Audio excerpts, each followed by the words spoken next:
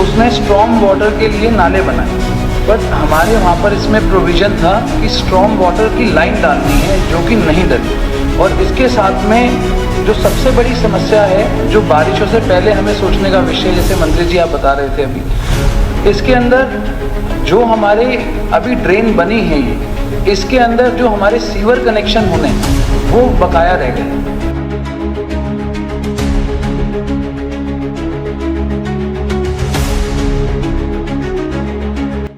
सोनीपत शहर के बीचों बीच से गुजरने वाला गंदा नाला, जिसे सरकारी विभाग में ड्रेन नंबर 6 के नाम से जाना जाता है, शहर वासियों के लिए गंभीर समस्या बन चुका है।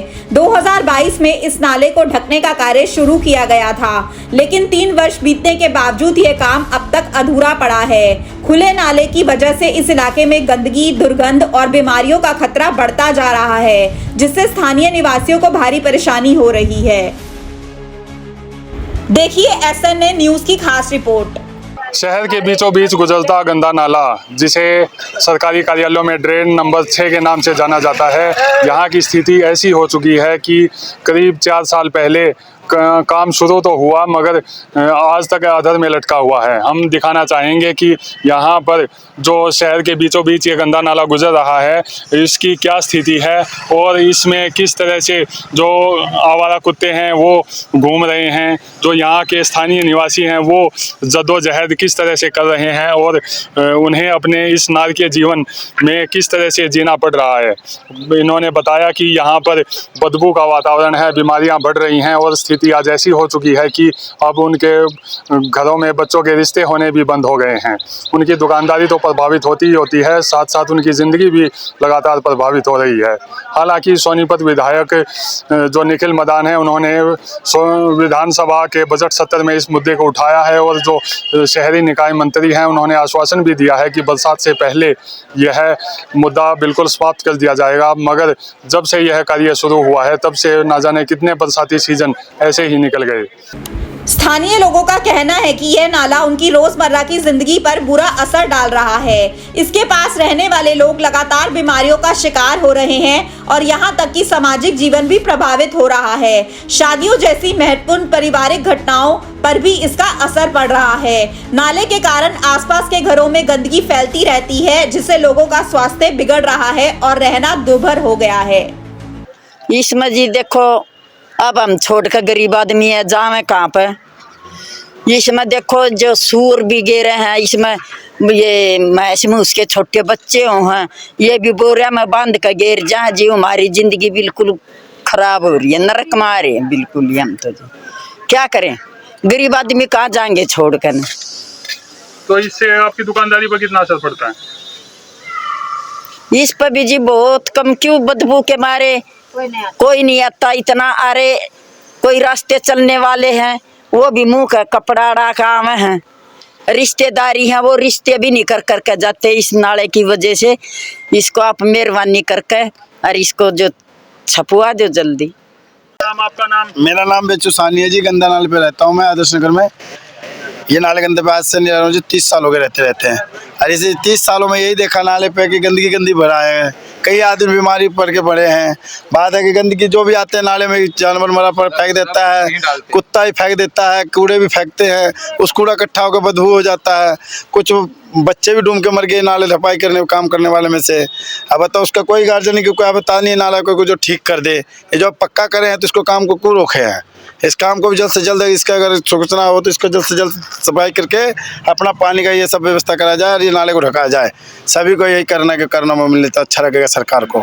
ना सरकार से हमारा यही उम्मीद है, जो बढ़िया करेगा काम उसी के लिए हम सपोर्ट में हैं। बहुत बदबू अब तो रहा भी नहीं जाता, खड़ा भी नहीं हो जाता, इतना गंदगी है। तो इसलिए ये काम कभी चल जाता है, कभी रुक जाता है। हाँ, ये बीच में 2-3 बार तो पाइप तोड़ गया सीवर के और पानी का, अब फिर अब कुछ करके ही नहीं गया यूँ। तो क्या मांग आपकी? हमारे मांग है कि बहुत बढ़िया हो जाए। सोनीपत विधायक ने विधानसभा के बजट सत्र के दौरान इस गंभीर मुद्दे को उठाया और सरकार से मांग की कि नाले को जल्द से जल्द ढकने का काम पूरा किया जाए। उन्होंने कहा कि इस परियोजना में देरी से स्थानीय नागरिकों को भारी परेशानी हो रही है और यह प्रशासन की लापरवाही को दर्शाता है। इसके अलावा उन्होंने सरकार से आग्रह किया कि इस क्षेत्र में स्वच्छता और स्वास्थ्य सुविधाओं को भी बेहतर किया जाए ताकि नागरिकों को बेहतर जीवन स्तर मिल सके। अध्यक्ष जी, इसके अंदर एक सप्लीमेंट्री है मेरा, जो हमारे ड्रेन का कुछ हिस्सा बचा है उसका टेक्निकल जो हमारी SLTC की मीटिंग होनी थी उसके अंदर उसका एक अप्रूवल रह रहा है। वो अप्रूवल हो जाएगा तो मैं समझता हूँ बहुत जल्दी ये काम हो जाएगा। साथ में इसके अंदर एक जवाब में जो मिला मेरे को कि भाग 2 के अंदर उसने जो भी कॉन्ट्रैक्टर था उस समय उसने स्ट्रॉम वाटर के लिए नाले बनाए, बट हमारे वहाँ पर इसमें प्रोविज़न था कि स्ट्रॉम वाटर की लाइन डालनी है जो कि नहीं डली।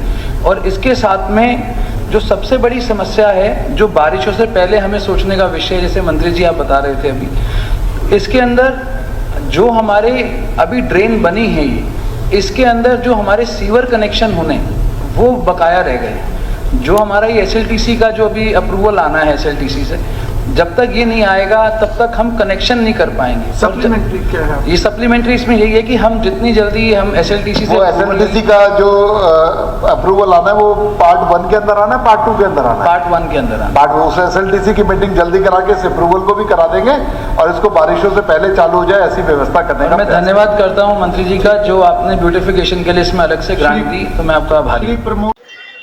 स्थानीय निवासियों ने बताया कि यहाँ पर जो शहरवासी हैं वो कूड़ा तो डालते ही डालते हैं, इसके साथ साथ मृत पशुओं को भी इसी में फेंक कर चले जाते हैं, जिससे यह रुका हुआ रहता है और बरसात के दिनों में यहाँ पर पानी ओवरफ्लो होने के कारण उनके घरों तक में घुस जाता है।